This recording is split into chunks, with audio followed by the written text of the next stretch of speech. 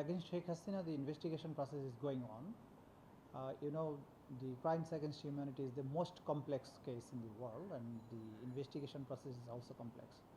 And the offense committed all over Bangladesh. There is 56,000 square kilometers of Bangladesh, and thousands of perpetrators took part in committing the occurrence, and the victims are also thousands in number. That's why the investigation process takes longer time than expected, and for a flawless investigation report, we need to give them appropriate time to complete the investigation. But still, the investigation is going on, and it is at the fag end. We hope that within the next month, one report at least against Sheikh Hasina will be filed before the chief prosecutor. So how many allegations has been submitted in the tribunal against her about, and what are the types of allegations? The allegation is against Sheikh Hasina is the crimes against humanity, basically.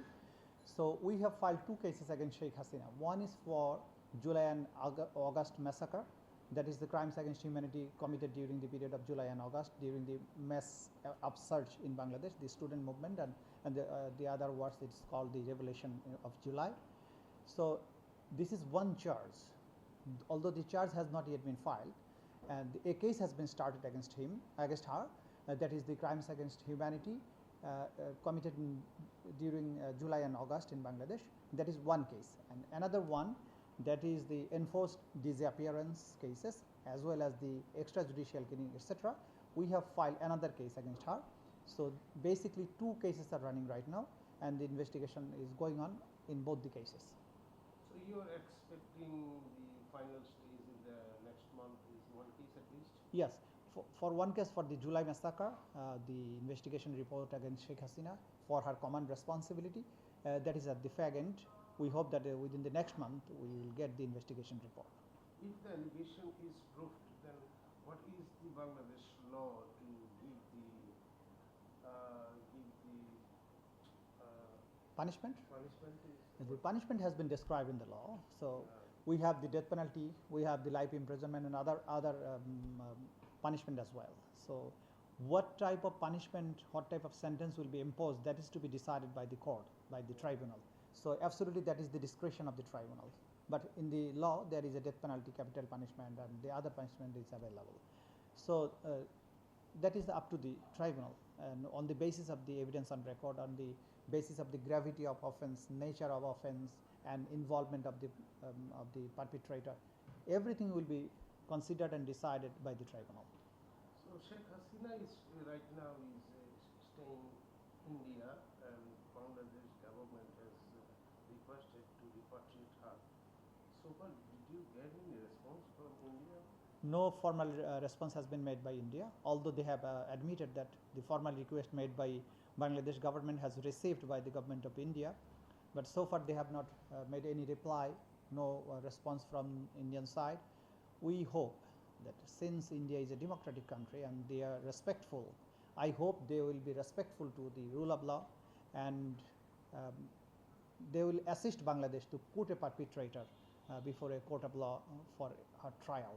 And we urge the government of India to repatriate her as per the terms and conditions of the repatriation treaty signed between the India and Bangladesh.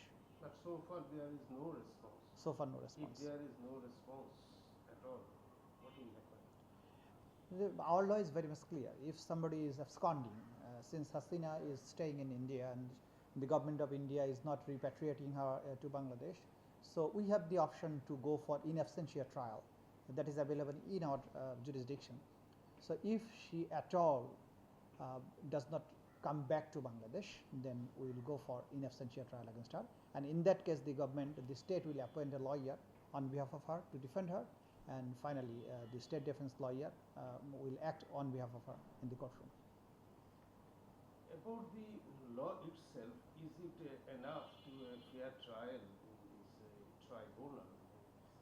Sometimes we see the concern from the international community that it may be politicized or concern about the fair trial. What do we define it? Yes, during the previous time, this tribunal has been used for political persecution, and that time it was highly tainted, and the international community highly criticized the previous tribunal. But this time, the government, the present government of Bangladesh, has amended the law and made the law compatible with the international standard, and we have removed the impediments which will be impediment for ensuring free and fair trial. That has been removed. So the law is right now is compatible with the international standard, and it is not the law as the previous government used against the political opponents. Right now, the tribunal is not from political consideration, and the judges are not of having any political background, and they are not biased. So it is the will of the government they will ensure free and fair trial here. So the legislation has been amended and made it compatible with the international standard, and the judges are acting freely and fairly. Prosecution and investigation agency, that their prime target is to ensure justice, not to persecute anybody, not to make anybody as a victim of this type of trial. So this time it is the commitment of the government, it is the commitment of the prosecution of this tribunal that we will ensure free and fair trial, and nobody will be deprived of from getting any justice. And my final question is, are you facing any challenge for the trial, fair trial, and continuing the trial process, because it is a highly politically sensitive trial? So how will you evaluate this process? Certainly, it is a challenging case. It is a very big size of case, and as the level of atrocity that is huge, and the perpetrators are big in number. And the challenge is that the most of the prime suspects, they are out of the country. To bring them before the tribunal, that is the primary challenge. And then the challenge is the widespread nature of the crime. So we need sufficient time to complete the investigation, and in some cases the influential perpetrators, they were not arrested. Somebody is staying abroad, somebody is in India, mostly they are staying in India, and some persons they are from different organizations, including the law enforcing agencies, including the discipline force, etc. They were not yet arrested, so they are the potential threat for the witnesses. So for ensuring a free and fair trial, witness protection is a very big challenge.